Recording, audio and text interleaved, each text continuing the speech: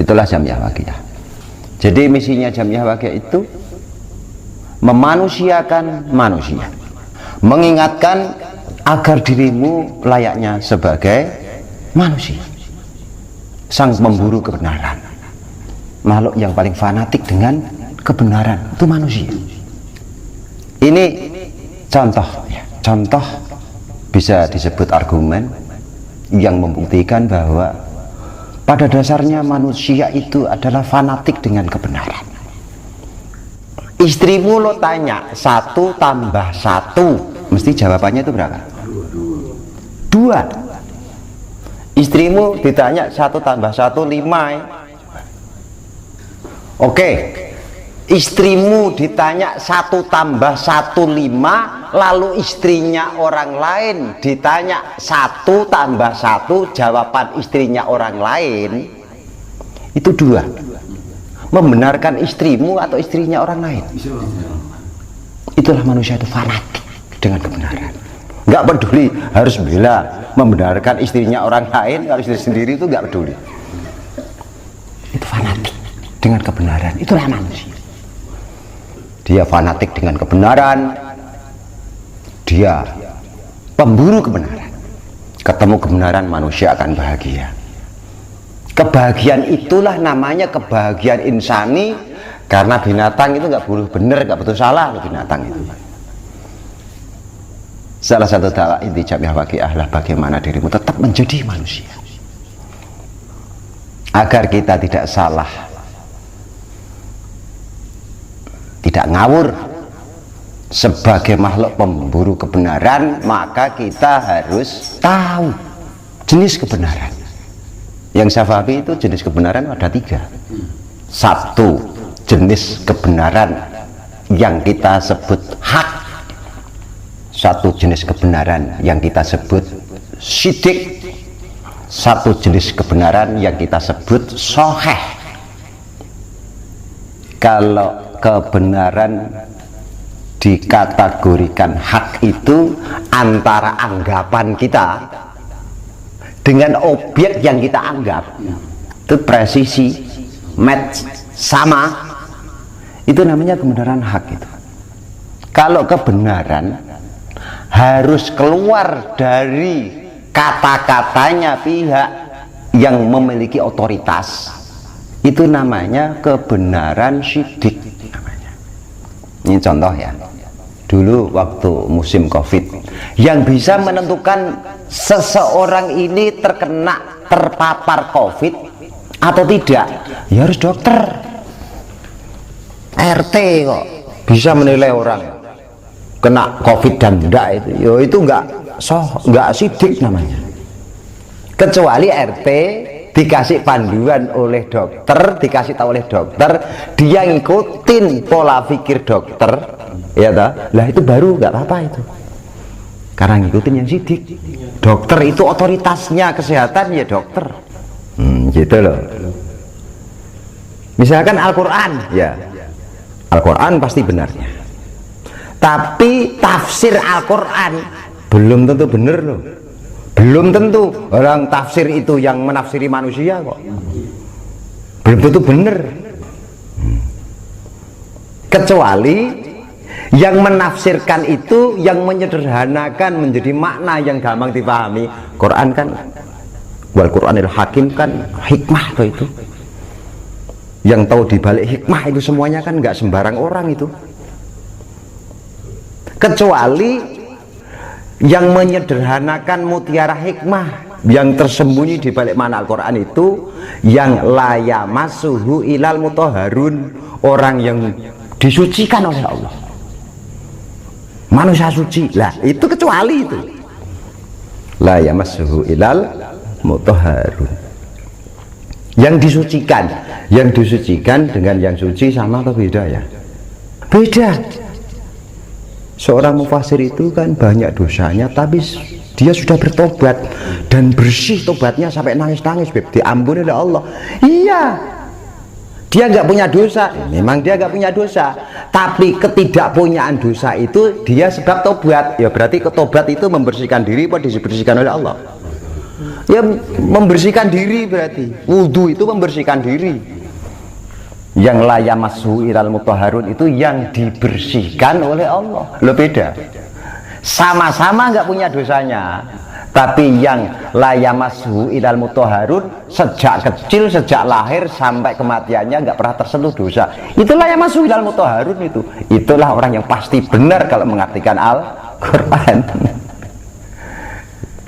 Paham ya? Beda. Orang yang banyak dosanya tobat diampuni Allah itu bukan manusia suci, bukan.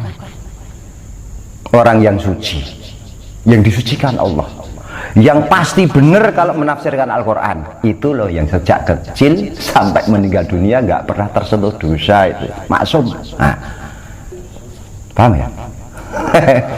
Kalau itu lo membaca tafsirnya beliau yang manusia suci ini ngengkel nggak apa-apa. Ini yang dipakai tafsir sembarangan kok, masih ngengkel. Gimana kalau nggak sesuai dengan dirinya dianggap sesat itu? Waduh, orang ngopi bener ini. Inilah kebenaran sidik, kebenaran yang keluar dari asidik namanya manusia suci. Statementnya yang dikatakan namanya soheh loh, gitu loh. Ini umat harus diperjelas masalah ini. Kalau nggak seperti ini maka umat terkotak-kotak. Dikatakan terkotak-kotak karena dia mengikuti tafsir yang berbeda. Qurannya sama, tafsirnya berbeda. Dia memiliki keyakinan yang beda atau sama? Tetap beda. Ini hanya sekedar cuplikan saja. Cuplikan saja. Agak melenceng sedikit ini tentang kebenaran. Kembali ke inti mengapa Jamiah Waqih harus terselenggara. Karena manusia itu harus diingatkan terus. Kalau nggak diingatkan, dia lupa bahwa dirinya itu sebagai makhluk pemburu kebenaran itu lupa. Itulah harus konsisten. Jamiah Waqih harus konsisten terjun kepada umat. Manusia itu pelupa. Al-insan makhluk kotok, pelupa. Akhirnya karena dia lupa, tidak diingatkan, benar-benar amnesia, dia akan berlumuran dosa. Maka jangan dibiarkan dia lupa. Kita harus turun ke umat, mengingatkan, aktifkan agama. Al-insanu hayawanun natik, manusia itu adalah hayawan yang berlogika. Kita harus ingatkan mereka, harus terus berlogika, rasional, aktif. Sekali lagi, manusia adalah satu-satunya makhluk Allah yang canggih membuat pertanyaan. Itu manusia. Dikit-dikit manusia tanya. Misalkan gini ya, ini kalau saya naik mobil, panas-panas AC-nya mati. Jakarta kan kota macet. Ini macet panjang sampai setengah jam. Alam pikiran kita bertanya-tanya atau enggak? Bertanya-tanya pasti. Ini kok macet, ada apa ya di depan? Kan gitu kan? Nah, saya tanya, kira-kira kalau ayam ditaruh di mobil bak itu macet, disitulah ayam tidak akan bertanya-tanya kenapa ya macet. Enggak, karena dia ayam ya. Itulah bedanya anak ayam dengan anak manusia. Anak manusia memiliki daya penasaran yang tinggi, anak ayam tidak. Semakin manusia itu mengaplikasikan pertanyaan-pertanyaan, mengaktualkan pertanyaan-pertanyaan yang terlahir dari alam pikirannya, itulah manusia. Kritis ya, itulah manusia. Nggak pernah bertanya, jangan-jangan sudah cacat sebagai manusia. Gitu. Kita harus tetap kritis. Kita harus sebagai makhluk yang kepo. Itulah kelebihan kita. Disitulah manusia itu akan diangkat derajatnya oleh Allah karena kepo. Mengapa Allah menciptakan diriku? Lah itu kan bertanya itu. Itulah manusia. Mengapa saya harus beragama Islam kalau perlu? Itu harus dipertanyakan. Kenapa kok nggak agama yang lain? Kenapa kok agamaku Islam? Itu manusia. Nggak seperti itu, dia telah cacat sebagai seorang manusia. Harus kritis kita. Itu. Pembebek, jangan jadi pembebek kita. Itulah manusia. Dia bertanya-tanya. Kritis itu bawaan lahir manusia. Tidak kritis bawaan lahir anak ayam. Nah, sekarang jangan sampai Anda itu nggak kritis. Kalau nggak kritis berarti sudah jadi anak manusia, sudah berubah berkarakter seperti anak ayam modar.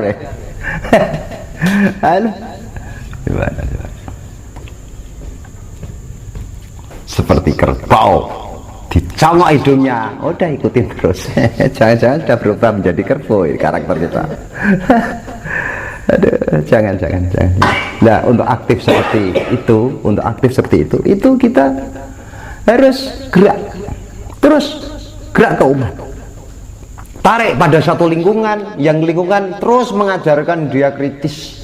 Itu Jamiah Waqiah maunya seperti itu. Maka untuk mengamalkan Jamiah Waqiah, tahap pertama itu mengamalkan suratul Waqiah selama 40 hari. Setelah 40 hari ikut acara mudengan. Mudengan, jadi baca suratul Waqiah bersama satu kampung gitu ya. Habis itu mudengan, diskusi, unjuk kekritisan. Kita ciptakan wadah-wadah, kantong-kantong intelektual dari Jamiah Waqiah. Maka dulu waktu pertama kali saya selenggarakan Jamiah Waqiah, untuk memicu kekritisannya orang, saya ngomong statement saya juga aneh waktu itu. Nah, saya mendirikan Jamiah Waqiah loh ya. Syaratnya masuk ke Jamiah Waqiah, syaratnya satu, kamu nggak percaya dengan pengasuhnya, ya gituin. Ketika orang itu sudah tidak percaya dengan pengasuhnya, bukan nggak percaya mental block, bukan loh ya, kritis. Nah, kritis itu loh, ketika manusia kritis mengkritisi saya, misi saya sudah berhasil melahirkan manusia sebagaimana adanya. Kan gitu tuh waktu itu. Ya, jadilah dirimu sendiri. Jangan jadi pembebek, jangan ngikutin orang lain, jangan. Anda itu dipercaya untuk percaya dengan akal sehatmu sendiri. Maka akalnya yang lungle itu, ya itu harus disehatkan dulu di Jamiah Waqiah, biar aktif dia. Banyak orang-orang yang menjadi pembebek. Ini contohnya seperti ini. Pemahaman tentang kesuksesan. Ya, ini padahal orang Islam sholatnya ya tekun ya jamaah terus, dikit-dikit astagfirullah, dikit-dikit astagfirullah. Kemamanya bawa baju koko, kemana-mana bawa baju koko terus, pakai siwak terus kalau perlu. Kalau dikit-dikit pakai siwak, kayak sunnah, sunnah, pakai siwak geser-geser itu sunnah. Tapi otaknya sudah tidak otak Islami. Ya. Saya katakan tidak otak Islami, karena dia mengukur kesuksesannya dengan tumpukan harta. Lah itu namanya sunnah Nabi apa sunnahnya Korun itu? Korun. Penampilannya sepertinya sunnah Nabi, otaknya sudah sunnahnya Korun. Yang dinilai penampilannya atau dalemannya? Dalemannya dia diseken oleh malaikat penghisap jiwa manusia. Maka nilainya dia bukan umatnya Rasulullah, tapi umatnya Korun loh, padahal baju koko terus loh, padahal pembenahan softwarenya itu sudah error, dibenahi dalam Islam. Ya, menilai kesuksesan kok dengan tumpukan harta, yopo orang ngopi gitu kok KTP-nya Islam gitu kok yakin kalau sholat 27 derajat gitu, gimana coba. Otaknya Korun kok dipakai. Ini sudah terjadi pergeseran, degradasi pemahaman terhadap agama.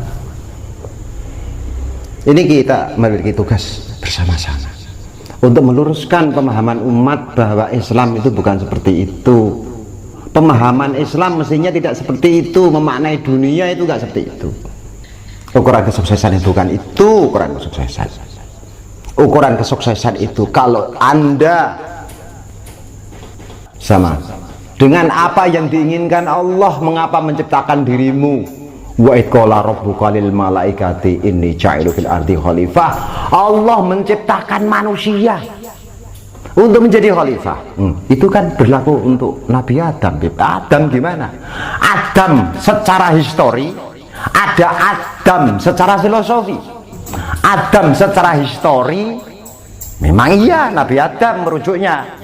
Tapi kalau hanya merujuknya Nabi Adam, hanya berhenti di situ, maka Quran tidak menjadi ibroh. Ibroh itu apa? Ibroh adalah satu kejadian yang diangkat di dalam Al-Quran, dan kejadian itu terus akan terjadi berulang-ulang lagi. Kejadian Nabi Adam akan terulang lagi terus menerus dalam sepanjang masa. Itulah Al-Quran sebagai ibroh untuk umat manusia.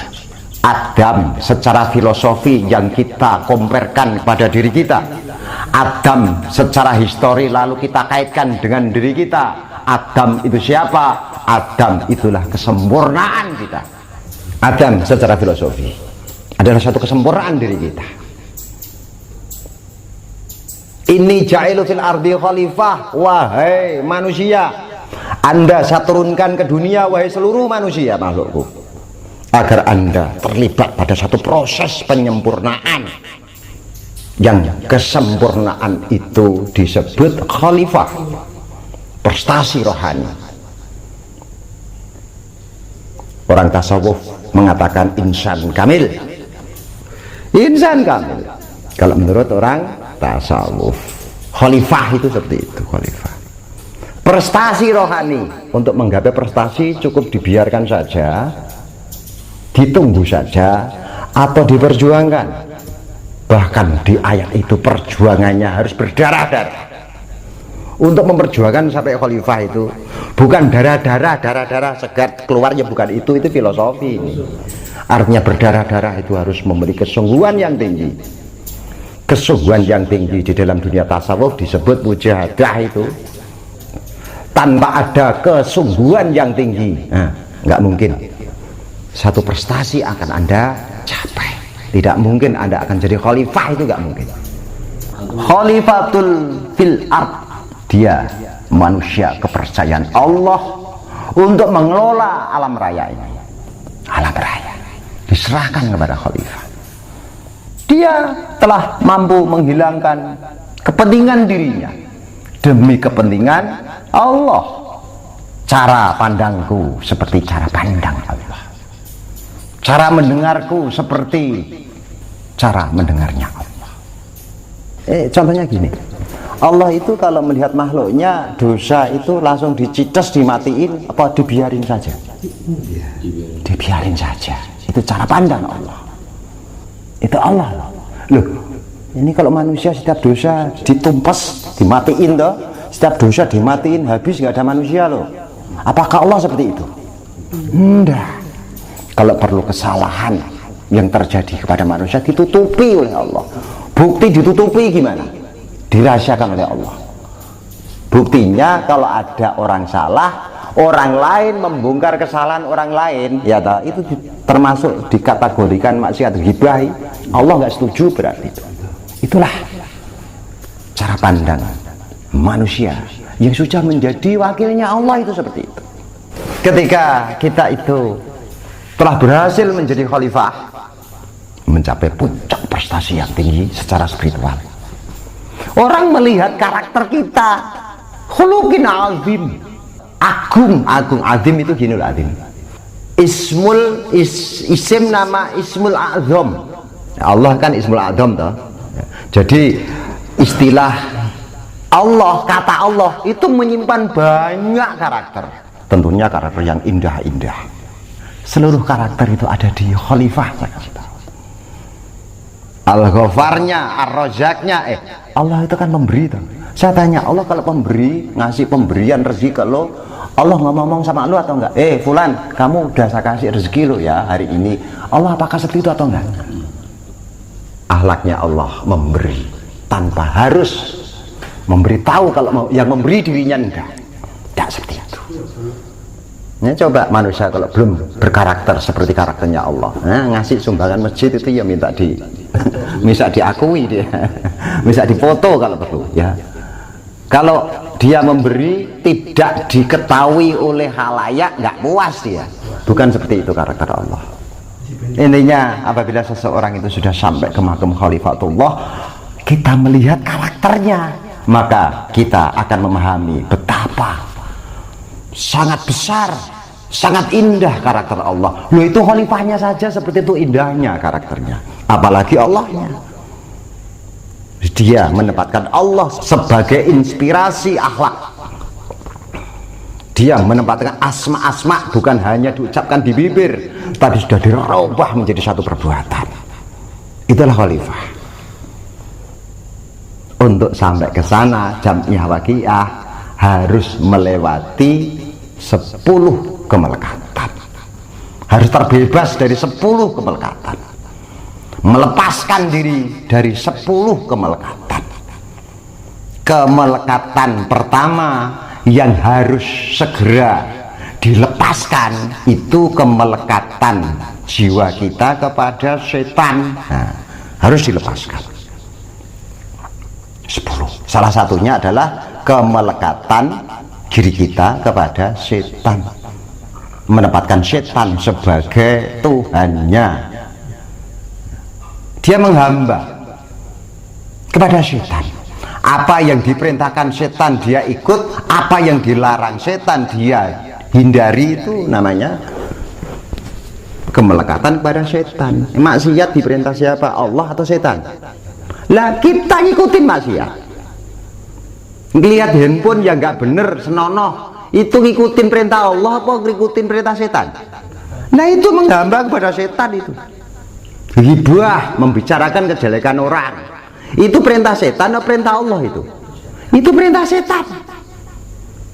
Males sholat, setiap mau sholat itu males, maunya ditunda-tunda, itu perintah Allah atau perintah setan? Itu perintah setan. Itu perintah setan. Ngikutin perintah setan itu namanya menghamba kepada setan. Menghamba itu nyembah ngabekti karo setan itu. Makanya untuk sampai ke 10, melepaskan kemelekatan 10 tingkat ini, pertama kali kita harus melepaskan diri kita dari kemelekatan kita kepada setan. Kita harus berhenti menjadi hamba setan. Kita harus berhenti dari maksiat. Kita harus mengaplikasikan pola hidup tanpa dosa. Kalau tidak tahu halal dan haram, begitu, bisa atau enggak? Enggak bisa ini. Maka pertama kali kita harus paham syariat dulu. Harus paham syariat. Nah ini hakikat, nggak usah syariat ini. Nggak mungkin. Kalau saya ibaratkan khalifah tadi yang saya sampaikan itu adalah satu titik puncak. Saya anggap itulah bangunan, nilainya itulah tingkat 10 gitu ya. Syariat itu adalah fondasinya atau lantai 1? Saya tanya. Ada gedung lantai 10 tanpa lantai 1, tanpa basement, tanpa fondasi, bisa berdiri atau enggak? Maka saya enggak teramat enggak percaya. Ketika orang sudah masuk ke dunia hakikat, dia telah meninggalkan syariat, gombal itu. Ya, dia keramat. Kalau keramat wali setan itu. Bukan wali Allah, tapi wali setan. Masalah keramat iblis itu loh, saya pernah mendapatkan keterangan. Iblis itu mampu dikasih kelebihan Allah, mampu mengitari bumi sehari semalam itu 7 kali mampu loh. Satu iblis itu mampu loh. Keramatnya iblis seperti itu. Dan masalah keramat iblis lebih keramat. Maka jangan silau dengan keramat. Kehebatan seperti itu bukan ukuran orang sudah dekat kepada Allah. Itu bukan itu ukurannya. Tapi barang siapa yang mendekat kepada Allah, selalu akan dikasih kelebihan yang ajaib. Ya, level 1 kita sudah berusaha untuk melepaskan kemelekatan dari setan, berhasil dikasih keramat, sudah pasti. Kalau perlu sebelum berhasil kita konsisten itu loh, melawan jihadun nafs, melawan setan. Ini belum berhasil sudah dikasih keramat oleh Allah. Maka ada satu hikayah, barang siapa mendekat kepada Allah 1 langkah dianggap 10 langkah, loh kan gitu. Barang siapa mendekat kepada Allah 10 langkah sudah dianggap 100 langkah. Barang siapa yang sudah berjalan 100 langkah dianggap berlari kecil. Barang siapa yang sudah berlari kecil dianggap oleh Allah sudah dengan kencangnya dia berlari, kencang berlari mendekat kepada Allah. Hakikatnya yang bersangkutan sudah ada di dekapannya, dekapan Allah. Tapi ini filosofis loh ya. Mosok ada manusia dekat sama Allah, Allah berarti ya punya tangan nanti. Nah bukan seperti itu salah pemahaman. Ini filosofis. Daya hayal kita harus dioperasionalkan, dioperasikan daya hayal kita. Jangan kata-kata mentah ditelan, jangan. Jadi mesti kekeramatan itu terjadi setelah lulus. Lulus fase 1 kan aplikasi pola hidup tanpa dosa kan. Ya, berhasil baru kasih keramat. Loh kalau perlu masih di tengah perjalanan itu loh, doamu sudah mustajab. Masalah ekonomi sudah beres ya perlu. Karena doamu sudah mustajab. Kesulitan hidupmu, ya ja'allahu mahroja kalau perlu, sudah. Tapi sayangnya untuk sampai ke makom khalifatullah itu harus ada 2 modal. Satu adalah ilmu, keduanya adalah himmah, satu tekad bulat, upaya yang keras. Ilmu doang tanpa usaha keras ya enggak bisa. Masa burung suwiwinya hanya sebelah bisa terbang, nggak bisa. Ilmu dan perjuangan. Ada orang perjuangannya keras sampai tirakat tanpa ilmu, bullshit. Justru nanti yang bersangkutan akan dijebak oleh setan. Upayanya dikira semakin mendekat kepada Allah, malah muncul kesombongan. Bahkan dia akan menilai bahwa orang lain yang nggak tirakat seperti dirinya lebih hebat dirinya, yang muncul kesombongan karena miskinnya ilmu.